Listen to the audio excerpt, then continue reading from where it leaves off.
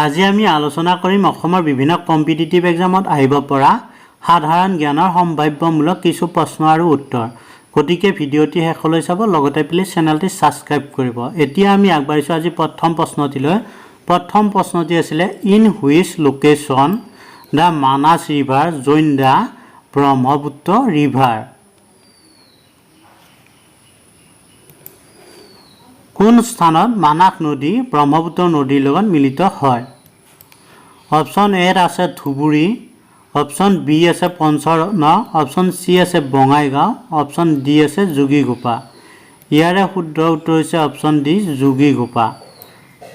মানাস নদী ব্ৰহ্মপুত্ৰৰ নদীৰ লগত মিলিত হয় যোগীঘোপা। এতিয়া আমি আগবাঢ়িছোঁ আন এটি প্ৰশ্নলৈ। Brahmaputra is the longest river in the world. Brahmaputra নদী পৃথিৱীৰ কিমানতম দীঘল নদী? ইয়াতে অপশ্যন চাৰিটা দিয়া হৈছিলে। অপশ্যন এ আছে 5, অপশ্যন বি আছে 9, অপশ্যন চি আছে 13, অপশ্যন ডি আছে 15। ইয়াৰে শুদ্ধ উত্তৰ হৈছে অপশ্যন ডি, শুদ্ধ উত্তৰ 15। ব্ৰহ্মপুত্ৰ নদী পৃথিৱীৰ ভিতৰত 15তম দীঘল নদী। এতিয়া আমি আগবাঢ়িছোঁ আন এটি প্ৰশ্নলৈ। Which one is the last major tributary river of Brahmaputra in Assam before it entering Bangladesh? Brahmaputra নদী বাংলাদেশত প্ৰৱেশ কৰাৰ আগতে অসমৰ শেষৰ প্ৰধান উপনৈখনৰ নাম কি? প্ৰশ্নটি আছিলে ব্ৰহ্মপুত্ৰ নদী বাংলাদেশত প্ৰৱেশ কৰাৰ আগতে অসমৰ শেষৰ প্ৰধান উপনৈখনৰ নাম কি? অপশ্যন এ আছে শংকোচ, অপশ্যন বি আছে ধনশ্ৰী, অপশ্যন চি আছে মানাস, অপশ্যন ডি আছে চম্পাৱতী। ইয়াৰে শুদ্ধ উত্তৰ হৈছে অপশ্যন এ, শুদ্ধ উত্তৰ শংকোচ। এতিয়া আমি আগবাঢ়িছোঁ আন এটি প্ৰশ্নলৈ।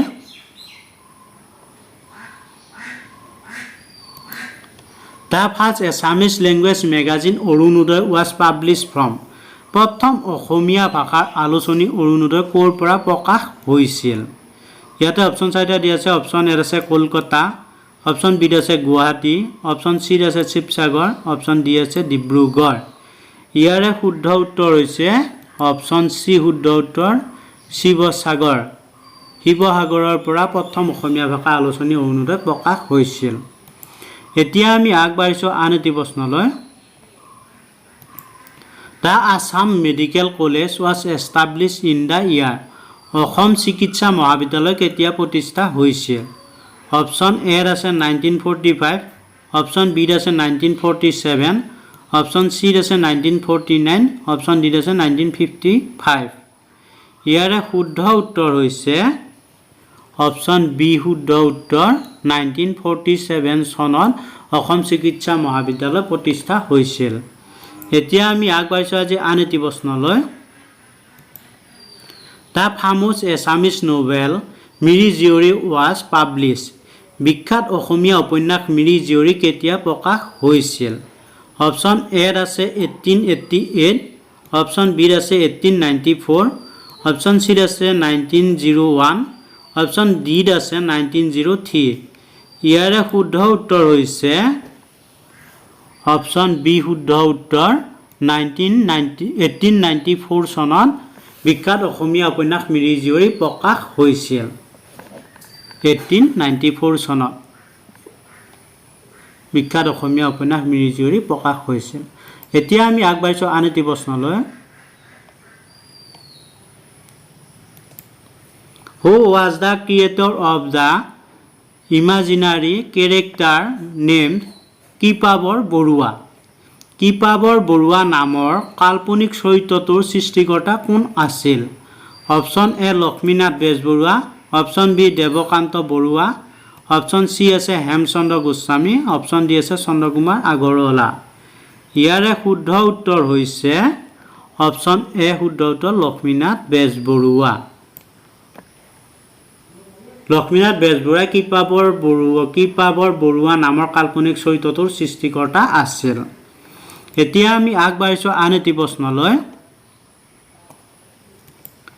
The Muamoria rebellion started during the reign of Muamoria বিদ্ৰোহ কোন ৰজাৰ ৰাজত্বকালত আৰম্ভ হৈছিল অপচন এ আছে কমলেশ্বৰ সিংহ অপচন বি শিৱ সিংহ অপচন সি লক্ষ্মী সিংহ অপচন ডি প্ৰতাপ সিংহ ইয়াৰে শুদ্ধ উত্তৰ হৈছে অপচন সি শুদ্ধ উত্তৰ লক্ষ্মী সিংহ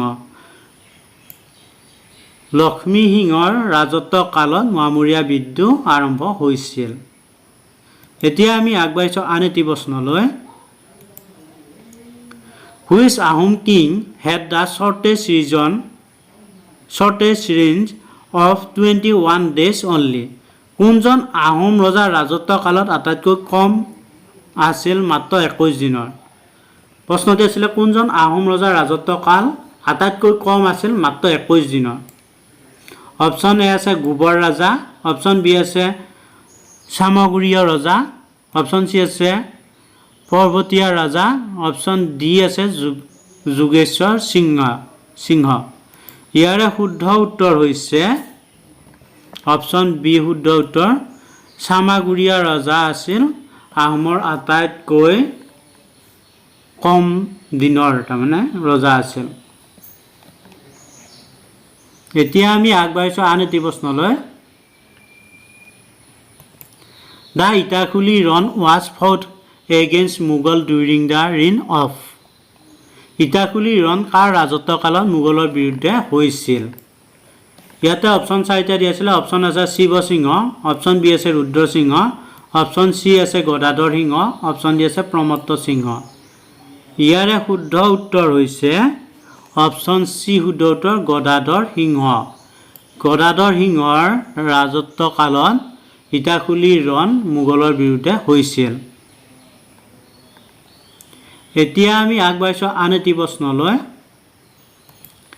দা সতী জয়মতী দিৱস ইজ অবজাৰ্ভ অন সতী জয়মতী দিৱস কোন তাৰিখে পালন কৰা হয় অপচন এ আছে 14 ফেব্ৰুৱাৰী 14 ফেব্ৰুৱাৰী অপচন বি আছে 27 মাৰ্চ অপচন সি আছে 3 এপ্ৰিল অপচন ডি আছে 28 এপ্ৰিল ইয়াৰে শুদ্ধ উত্তৰ হৈছে অপচন বি শুদ্ধ উত্তৰ 27 মাৰ্চত সতী জয়মতী দিৱস পালন কৰা হয় এতিয়া আমি আগবাঢ়িছোঁ আজি অন্তিমটি প্ৰশ্নলৈ অন্তিমটি প্ৰশ্ন আছিলে ফ্ৰম হুইচ কনষ্টিটিউয়েন্সি বিষ্ণুৰ প্ৰসাদ Rabha was elected as MLA in 1969 প্ৰশ্নটি আছিলে from which constituency Bishnu Prasad Rabha was elected as MLA in 1969 1969 চনত কোনটো সমষ্টিৰ পৰা বিষ্ণু প্ৰসাদ ৰাভা বিধায়ক হিচাপে নিৰ্বাচিত হৈছিল